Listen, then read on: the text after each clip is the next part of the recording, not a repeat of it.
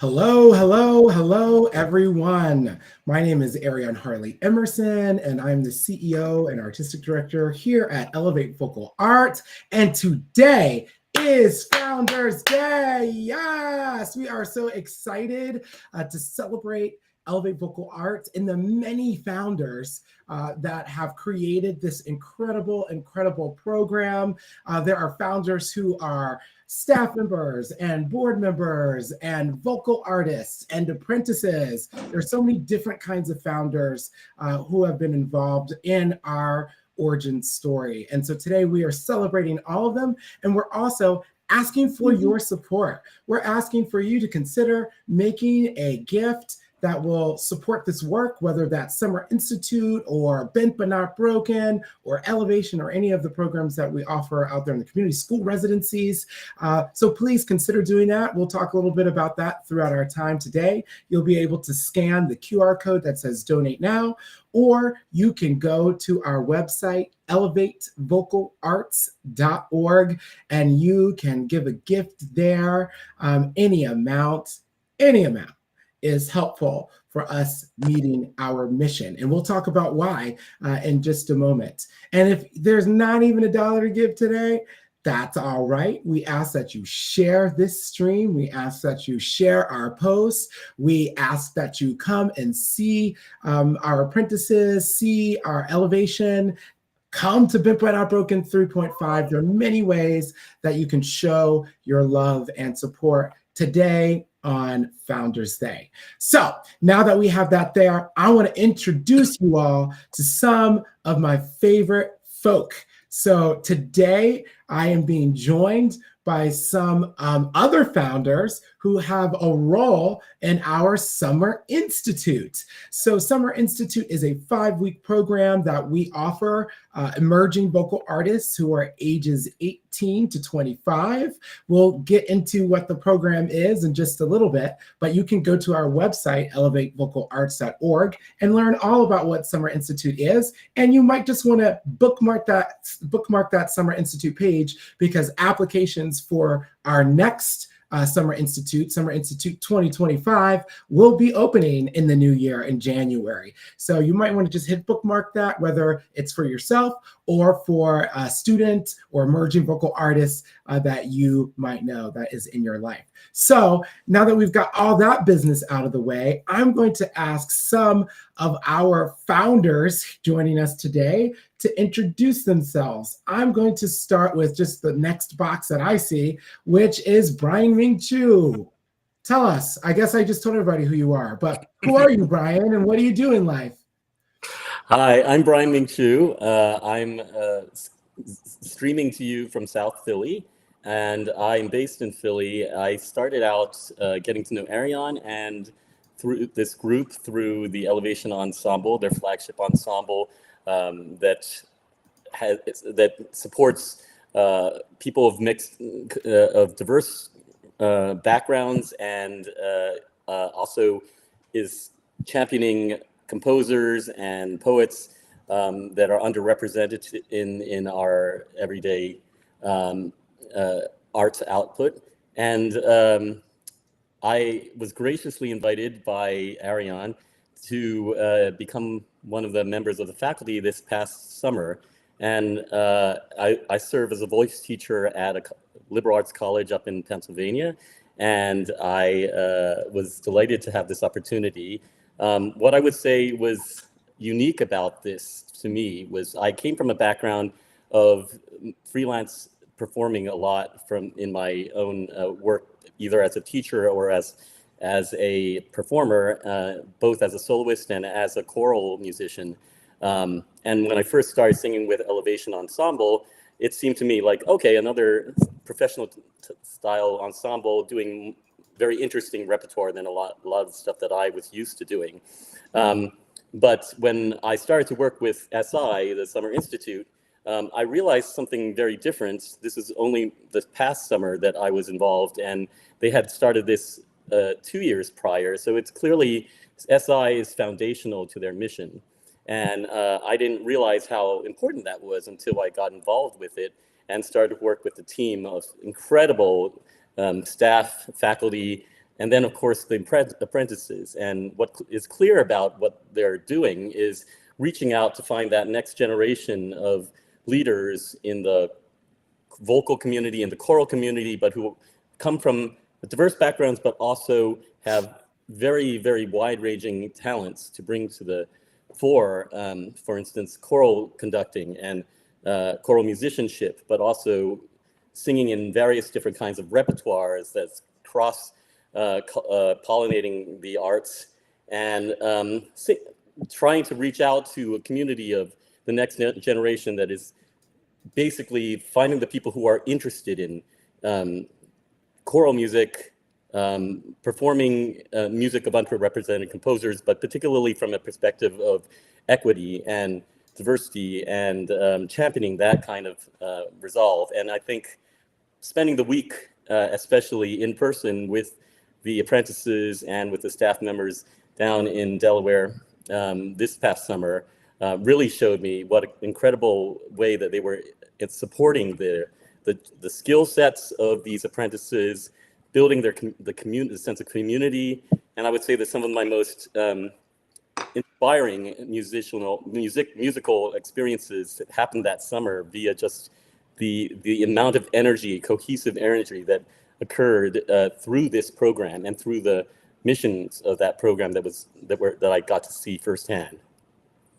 Thank you, Brian. Thank you so much. Amina, can you take some time to introduce yourself and tell us how you got involved with Summer Institute? Yeah. Hi, everyone. My name is Amina Ghani. I'm currently a junior music education major at the University of Delaware. And I got to know about Summer Institute through the University of Delaware. I was a member of Resound Gospel Choir, which Ariane directs at the university. And Ariane was talking about Summer Institute, and I found out about that through our rehearsals, but also through the Instagram of all of Elevate Vocal Arts, where it's all over the place, and I love seeing all the different content that's posted.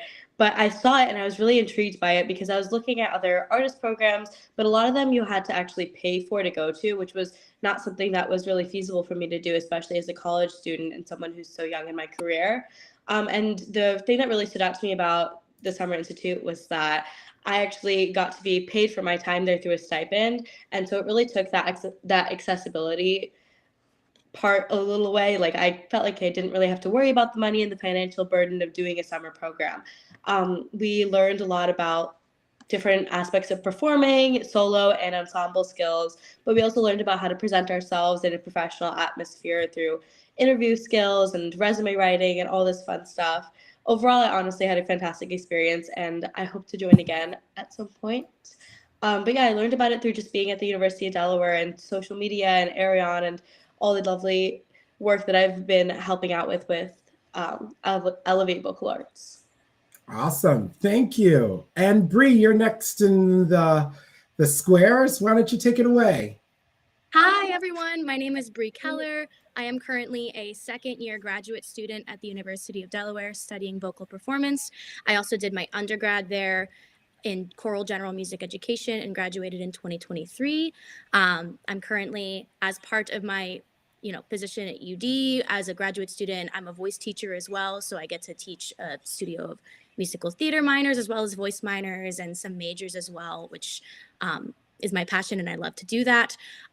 Similar to Amina, through my connection with the University of Delaware, I grew accustomed to what EVA is all about, Elevate Vocal Arts. I first actually got involved with attending the first Bempa Not Broken conference, and I was actually in the conducting masterclass for that, which was an awesome opportunity as a college student, as an undergrad. I attended Bempa Not Broken 2.0 as part of University of Delaware and sang in that. And I went to see the final showcase for the first Summer Institute because I had a lot of friends and peers involved in that. And I was absolutely blown away. And I knew, you know what? I don't know why I'm not involved already. I should put in an audition and see what comes out of it. It was such a blessing to be a part of that this past summer. And I second everything that Amina said about the opportunities that came from that and how important and significant that is as a young artist. So yes, happy to be here. Awesome. Thanks for being here. And then to Maria Ellis, girl conductor. Hey, everybody. It is Maria A. Ellis, your favorite girl conductor from St. Louis, Missouri, where I serve as a clinician and the artistic director of the Sheldon's All-Star Chorus, as well as the University of Missouri St. Louis's Gospel Ensemble Voices of Jubilation, and as a radio host for Bach and Beyonce and American Gospel with Maria A. Ellis.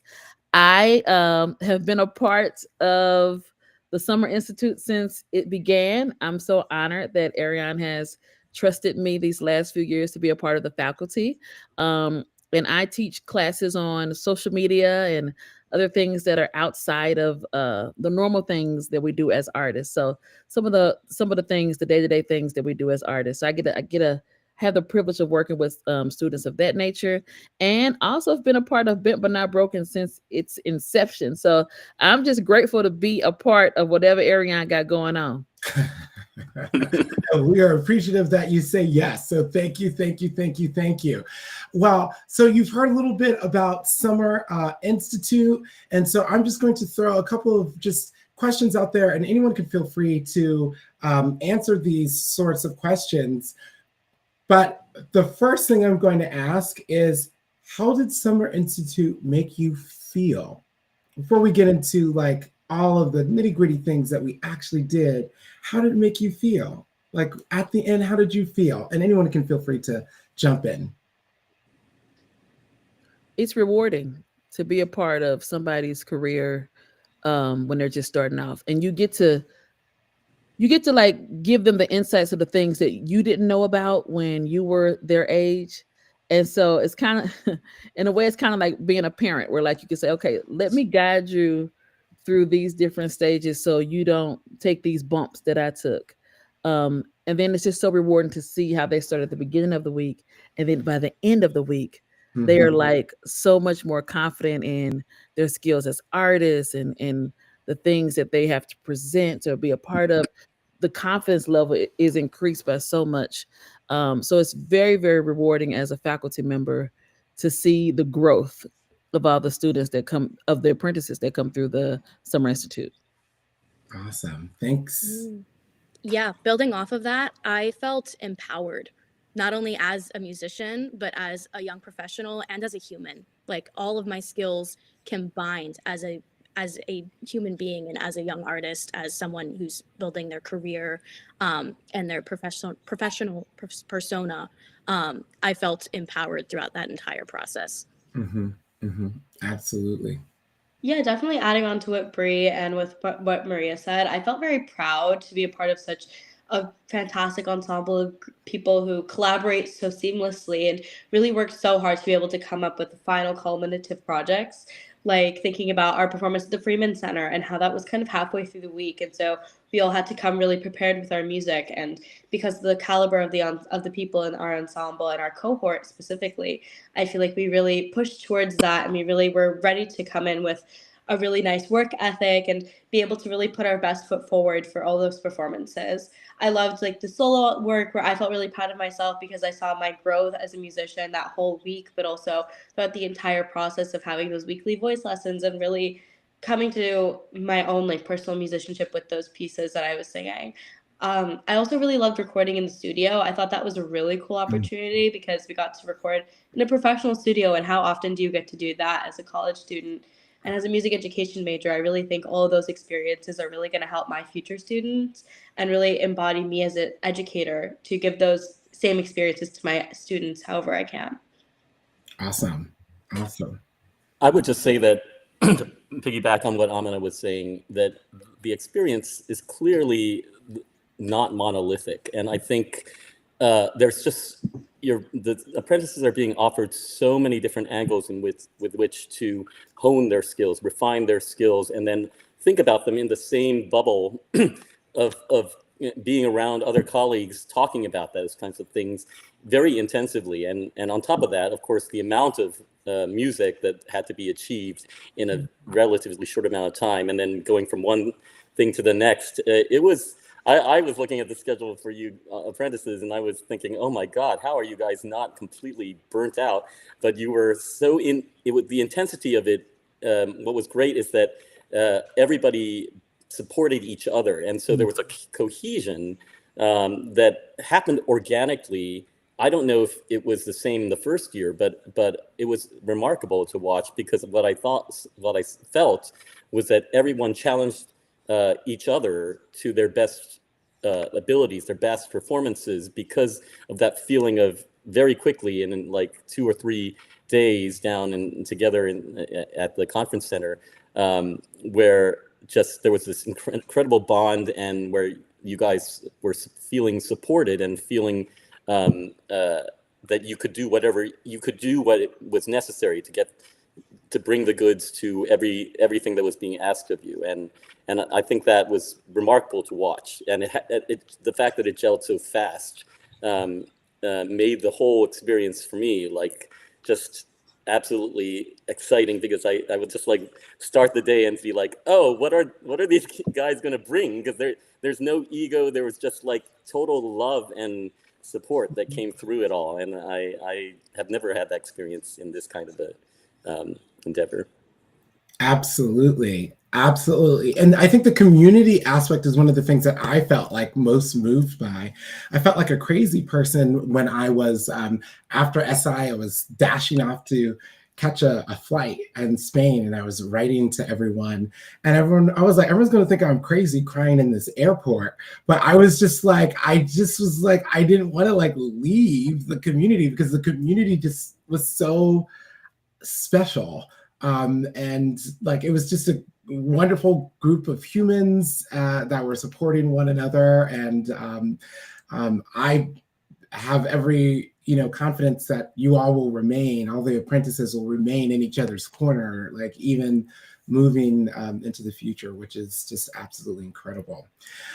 One question I want to ask about, and we alluded to a little bit of this, is that there's some non-musical aspects that are part of the Summer Institute program. What are some of those non-musical aspects that take place in Summer Institute? So we talked about interviewing skills, which is so important. And I think one of the things that stuck out to me when the students were being interviewed is we were assisting them with just the language that they use during the interview. So like sometimes we say or like, or things like that, and we gave them kind of I don't want to say instruction, but we gave them advice on how to answer questions. Or I remember telling one student, buy a thesaurus and find other ways to describe your skills so you can stand out even more with the things that you're saying. So we do interview skills. We work on marketing yourself. There was work that was done with contracts, with writers. And those are things that are not typically taught in college. There was financial information that was given. There was, let's see, email. We did emails, how to craft emails. And sometimes we think, since we do these things naturally, we think, well, I have all the answers, but we really like fine-tuned a lot of those skills, which helps you stand out from somebody else, or stand up from the next artist and things like that. So as an instructor, that was something that kind of helped me, because I had to go back and like refine my skills to make sure that I was doing all the things that I was given the advice on doing. But I thought that was really a brilliant part of this program, because I don't see that in a lot of programs where you get to the business side of being an artist. So I commend the Summer Institute for that, because it's really an exceptional part of what we do. And I will say that those mock interviews aren't so mock. Those things are like for real. So Alma and Bree, tell us, what was it like to have those mock interviews? And part of that was about responding to email and how to respond to an invitation to an interview. Can you tell us about that? Yeah, it was really interesting. We actually got an email from 2 people, Jay and Rachel, I believe, sent the emails. I can't exactly remember, but 2 people sent the email, and I remember it was like we got some sort of like, oh, congratulations, you received an interview from, and it was an actual organization somewhere in a general area, and you kind of had to search it up and come up with like what you would do with a normal interview of like, oh, here's the company, like let me try and figure out where my values fit into this. Oh, I'm seeing that they like to value X, Y, and Z things. I should talk about how these things really relate to my personal mission and my personal goal. That really tied a lot into like the elevator pitch as well, because we gained that confidence. I believe it was somewhere in the first few days where we talked about an elevator pitch, and we even talked about it during the virtual weeks that we were together.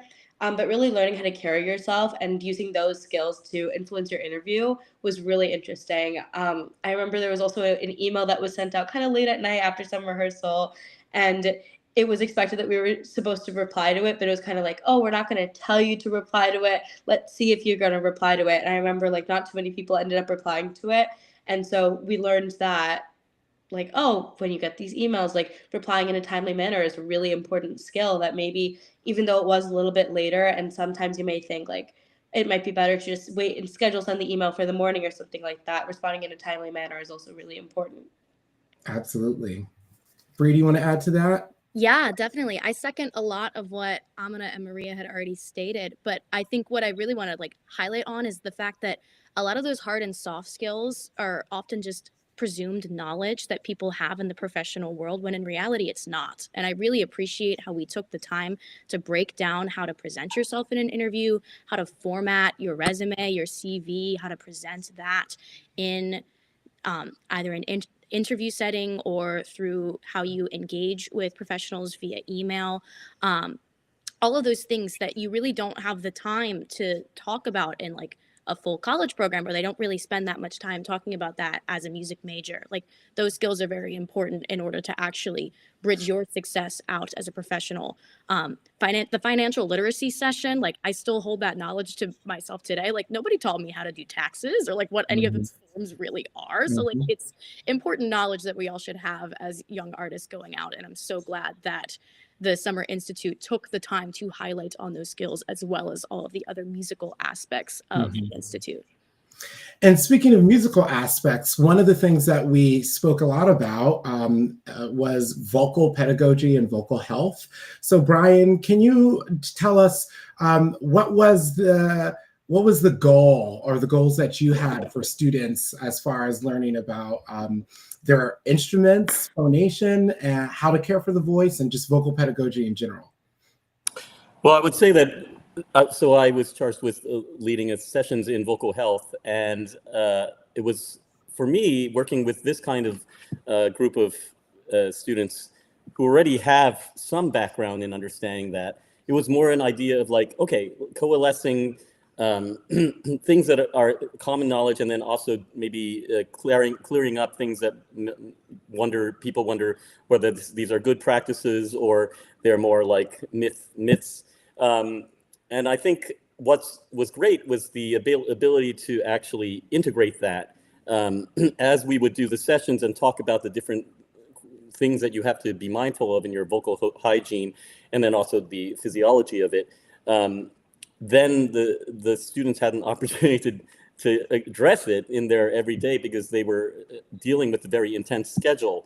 And frankly, many of us were vocally exhausted through that process. And the fact that that part of the curriculum was so important, that I think speaks to how we also understand that not just the business and the entrepreneurial sides of things that we have to represent ourselves well as professionals, but knowing how to take care of ourselves and also relay that, teach that to our our ensembles, lest we end up leading such a group.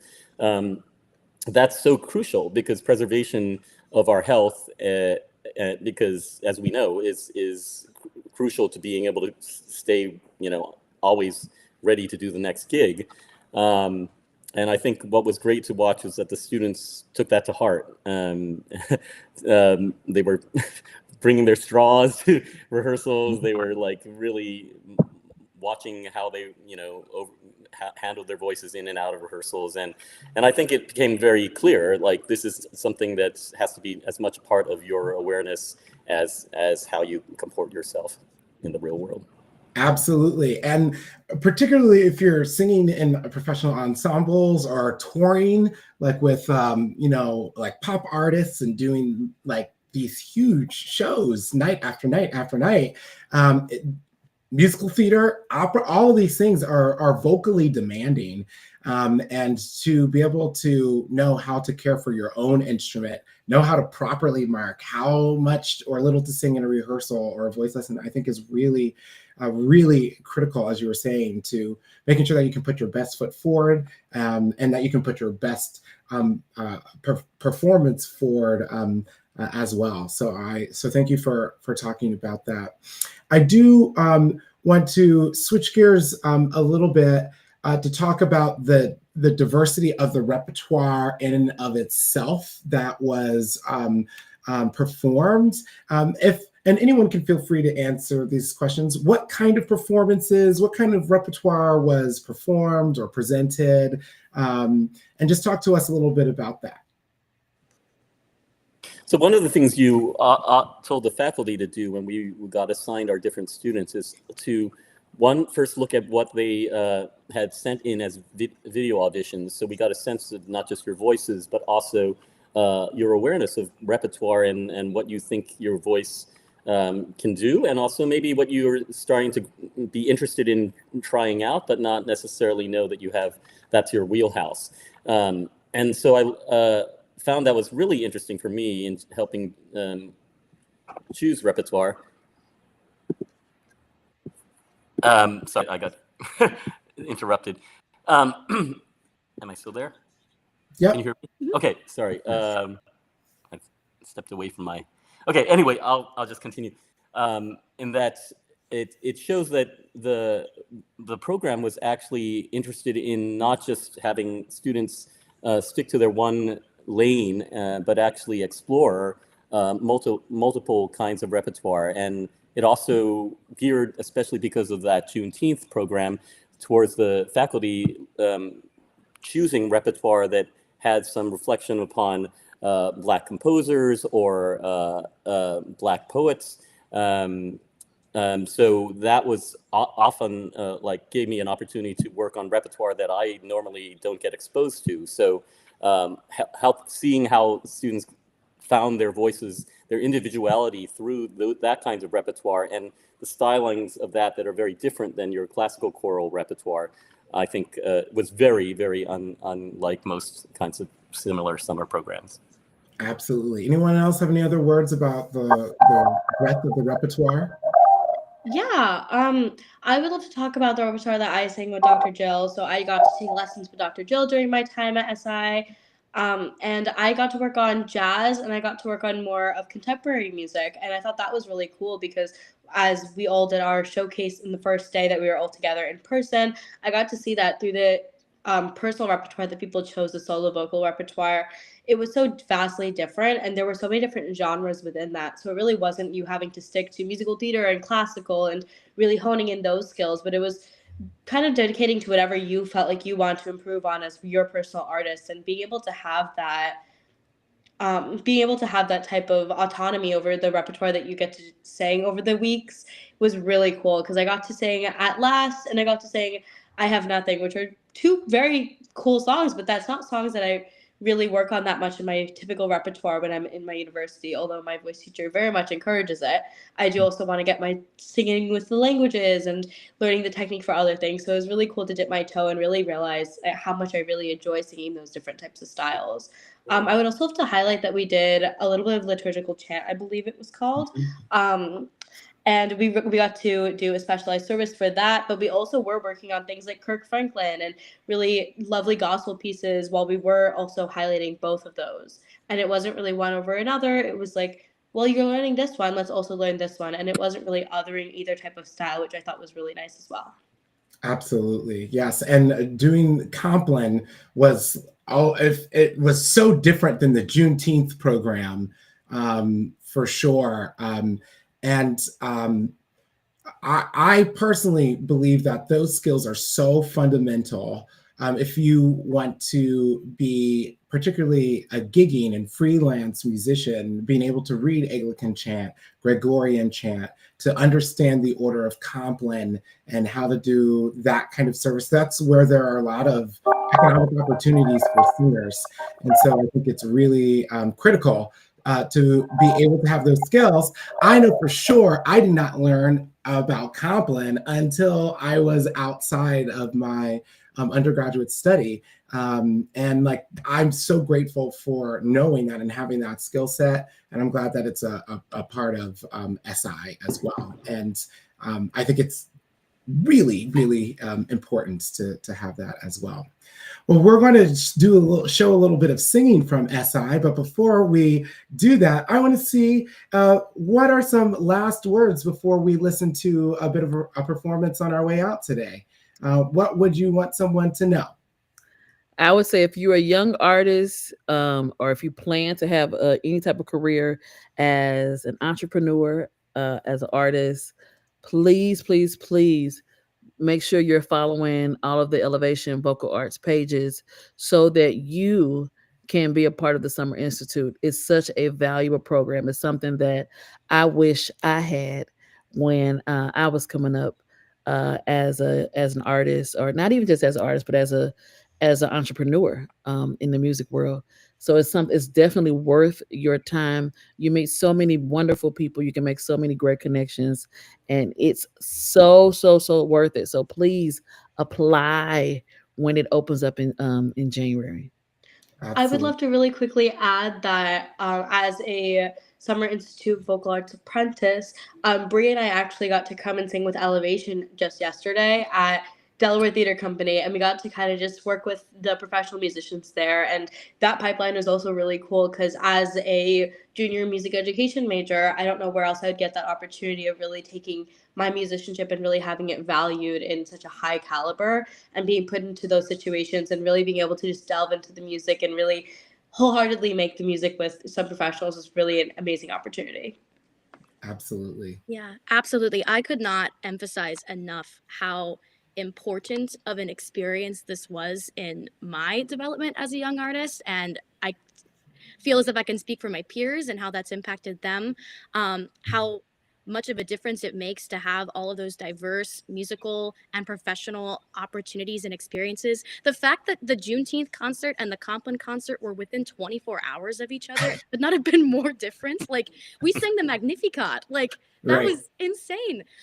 There are like virtually no other programs across the country or even the world that allow you to have all of those experiences in one, and the fact that it is stipend based as well. So many of those opportunities you have to pay for as a young artist, and this, they pay you for your work as a young artist. And the fact that you can build upon your skills as a solo singer, as an ensemble singer, as a young professional, I could not highlight more how important that is. I know for myself, I'm recommending this program to all of my voice students. You might be having some more UD people coming in. So if you are watching this, yes, join, audition, follow along. It is so important. Thank you for that. I would just point out that the stipend-based thing is also a reflection of how much this organization respects the potential of these particular talents that we're working with in apprentices. So we want to really support them and make them feel like that they're doing this at the professional level because they are worthy of that.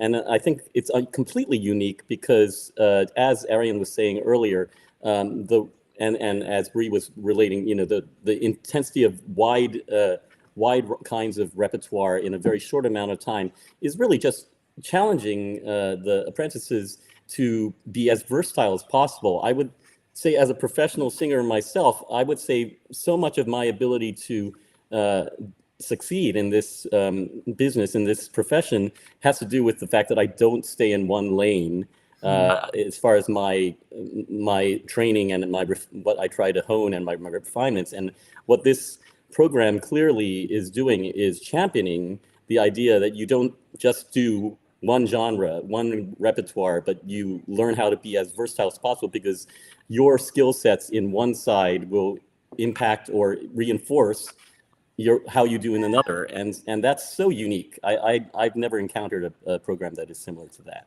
So I wholeheartedly recommend that you apply. Well, I'm grateful for all of you joining us today. And for everyone who is watching, I want to encourage you to go and to scan that donate now button. Yes, because these folks on this call deserve it, and your gifts directly support programs like Summer Institute. Your gifts ensure that there's a stipend so folks don't have to choose between our program and working at Chick-fil-A. So it's really, really, really important that you give.